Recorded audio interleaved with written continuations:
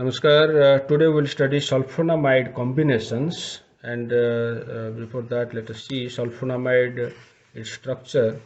And sulfonamide structure has similarity with para-amino benzoic acid, and because of that, sulfonamide competitively inhibit PABA and inhibit the folic acid synthesis. And folic acid bacteria need to synthesize. They cannot uptake folic acid from environment, so they have to synthesize folic acid. However, we can obtain folic acid from our diet. So the sulfonamides have selective action on bacteria, and from guanine there is synthesis of dihydropyridine diphosphate, which in presence of PABA and dihydroterol synthetase forms dihydrotoroic acid, which in presence of glutamic acid and folate synthetase forms steroyl glutamic acid or folic acid, which on reduction by folate reductase forms dihydrofolic acid, and again by reduction with the same enzyme. So we call this enzyme as folate reductase or dihydrofolate reductase. It forms tetrahydrofolic acid. This tetrahydrofolic acid acts as a coenzyme to the enzyme thymidylate synthetase and converts deoxyuridine monophosphate to deoxythymidine monophosphate, and then deoxythymidine monophosphate is used for DNA synthesis and hence bacterial growth. So sulfonamides, by competitively inhibiting PABA, inhibits bacterial growth and act as bacteriostatic agents. However, sulfonamides are ineffective when there is pus formation, because pus contains a large quantity of PABA, and since there is competition between sulfonamides and PABA, when there will be large quantity of PABA, sulfonamides will be ineffective. There will be no competitive inhibition. There is another drug called trimethoprim, which inhibits this enzyme folate reductase or dihydrofolate reductase. So it inhibits the reduction of folic acid to tetrahydrofolic acid. So when we use this sulfonamide plus trimethoprim, and this combination, drug combination, becomes 1 plus 1 is greater than 2. So the net effect will be more than their individual combination of individual effects. So 1 plus 1 is greater than 2, and this combination is called synergistic reaction, synergistic action, or synergistic drug combination. And if you see the examples, one example is sulphamethoxazole and trimethoprim, which is called Co-trimoxazole. So usually it contains 400 mg sulphamethoxazole plus 80 mg trimethoprim.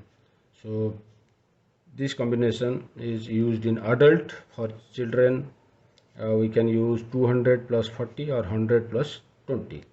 And this co-trimoxazole is effective in respiratory tract infections like pneumonia, bronchitis, urinary tract infections like prostatitis and pyelitis, GI infection like typhoid, paratyphoid, bacillary dysentery, genital tract infection like epididymoorchitis, urethritis, and also can be used in skin infections.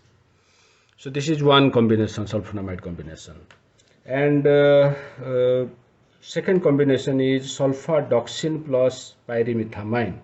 Again here at the same site where trimethoprim inhibits, here also the drug pyrimethamine can also inhibit folate reductase, pyrimethamine.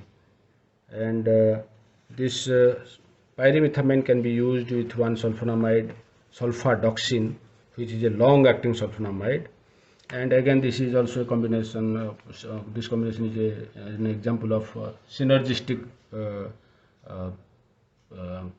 drug combination. And this combination is used in drug-resistant malaria, and also can be used in toxoplasmosis. And in toxoplasmosis, this toxoplasm is caused by Toxoplasma gondii, which is a parasite found in cat fecal matter and contaminated food. And this can be treated with sulphamethoxazole and trimethoprim. So toxoplasmosis, here also we can write another use as toxoplasmosis. And here one combination is Sulphadoxine and Pyrimethamine, and another combination we can use is Sulphadiazine. This is one intermediate acting. Sulphadiazine is an intermediate acting. It is a short acting sulfonamide. Intermediate acting is sulphamethoxazole. So sulphamethoxazole plus trimethoprim can be given, or sulphadiazine plus trimethoprim can also be given.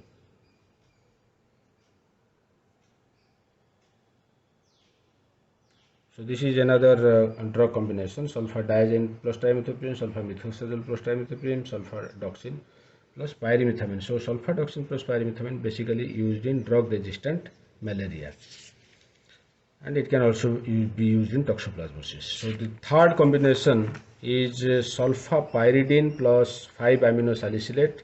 Actually, this is used in the form of Sulphasalazine, and the Sulphasalazine is used in inflammatory bowel disease, ulcerative colitis. So Sulphasalazine undergoes metabolism by intestinal bacteria to sulphapyridine and 5-aminosalicylic acid. Sulphapyridine is a competitive inhibitor of PABA, so it has antibacterial actions. And 5-aminosalicylic acid is an inhibitor of COX cyclooxygenase, thereby decreasing the synthesis of prostaglandins, and inhibits LOX or lipoxygenase, thereby decreasing the synthesis of leukotrienes, and hence these are all mediators of inflammation, so it has anti-inflammatory actions. You can see from membrane phospholipids, arachidonic acid is formed by phospholipase A2, then by 5-lipoxygenase or 5-LOX, leukotrienes are formed, and by cyclooxygenase, COX, prostaglandins are formed. So this inhibits COX and LOX, and hence it has anti-inflammatory actions. So sulphasalazine combination has both antibacterial and anti-inflammatory actions, and hence can be used in ulcerative colitis. So these are some of the examples of sulfonamide combinations. Thank you.